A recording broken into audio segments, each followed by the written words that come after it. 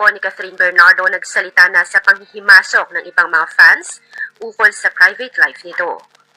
Hanggang ngayon ay hindi matapos-tapos ang panghihimasok at pandadawit sa pangalan ni Catherine. Kaya naman hindi na rin pa nakapagpigil ang kampo ni Catherine na magsalita na kaugnay sa mga personal na buhay ni Catherine at sa mga gusto lang nito na ibahagi sa publiko. Ayon sa kampo ni Catherine, as the New Year's unfolds, we are reminded of the importance of cherishing every moment and living each day with purpose and meaning.